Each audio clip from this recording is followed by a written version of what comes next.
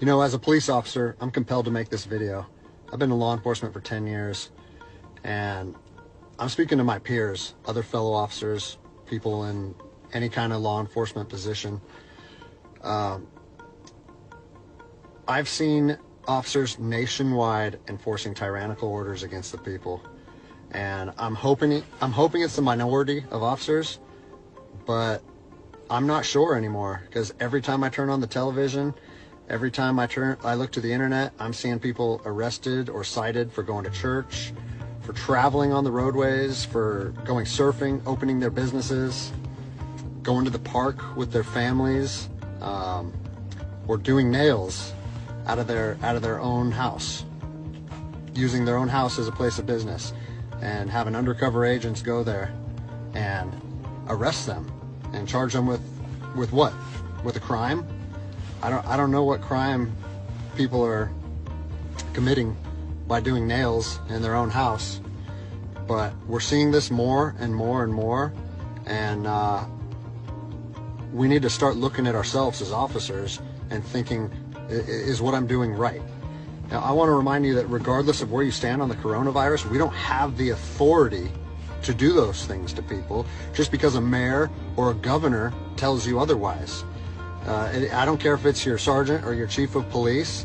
We don't get to violate people's constitutional rights because somebody in our chain of command tells us otherwise. It's not how this country works. Those are de facto arrests. You know, we're violating people's rights and taking money from them, or even worse, arresting them and depriving them of their freedom when they are exercising their constitutional rights. So let's talk about that. Let's read something right here off of the Declaration of Independence. All men are created equal. Among these, we have the right to life, liberty, and the pursuit of happiness.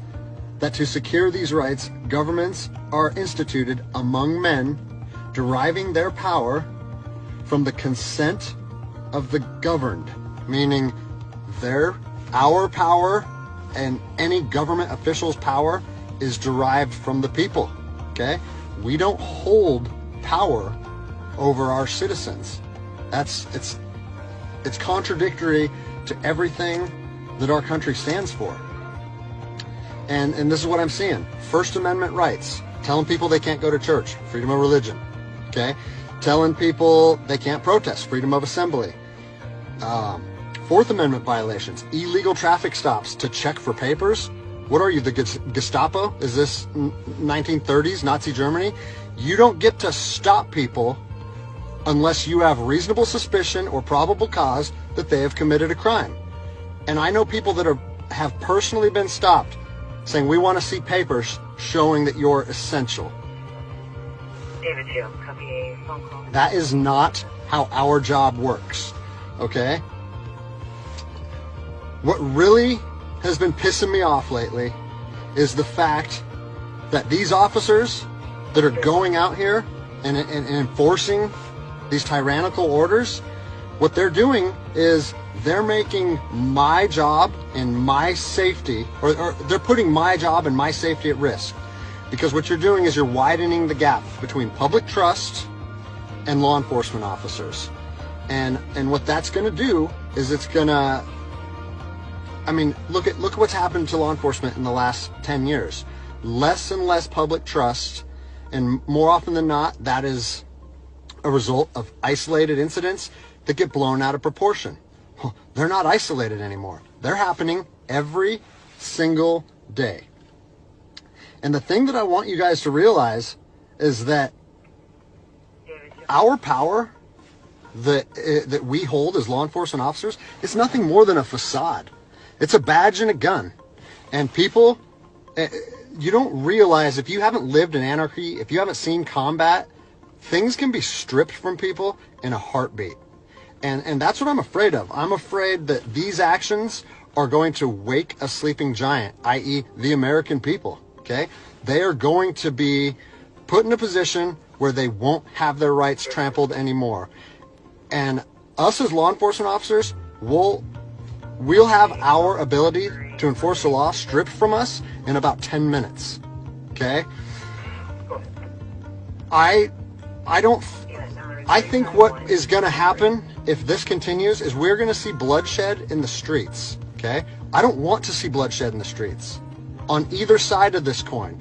I don't want to see fellow officers get injured or killed, and I certainly don't want to see citizens get injured or killed.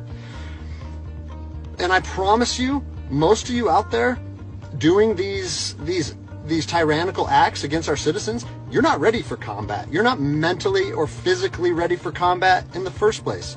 I promise you, you don't want to go through that, and I hope I never have to go through that again. You don't get to just say, well, I'm doing this because I was told to do so, or I'm following orders, or I need to keep this job. Guess what? I need to keep this job more than anybody. I have 3 young children. I have 2 houses. Like, I have the same sob story that the rest of you guys have. But my personal choices and my living arrangements, no matter what they are, don't allow me to trample on people's rights. And I don't understand why that concept is so hard for people to understand. Listen, you need to stand up for what's right. You need to, if you're part of a department or an agency that is asking people or asking their officers or their deputies to impose on people's rights and infringe on their freedoms, you need to step up and say, no, that's not me. That's not what I signed up for, and that's going against my oath. And if that costs you your job, so be it. At least you'll be able to look at yourself in the mirror at night. I've already expressed this to my department. And luckily for me, I come from a department that I feel like my chain of command shares my view, but I don't care what department you're part of or what your chain of command thinks. You don't get to trample on people's liberty. And so, as a special operations veteran, I've fought on the streets of Iraq under the U.S. government's guise of freedom. And I'm telling you what, the American people are going to you are going to wake a sleeping giant, and they are going to fight 10 times harder for their freedom on their soil than anything you've ever seen before. And if that's something you're willing to face, then keep trampling on people's rights. But I promise you, the American spirit of defiance is going to rise again, and it's going to be a big problem for our country. So I'll leave you with this, something that I learned as an E-nothing in the Army. No matter what situation you're put in, if you look inside yourself and ask yourself one question, am I doing the right thing? You ask yourself that, you know the answer. And no amount of money or no order or law or anything should be able to make you go against doing the right thing.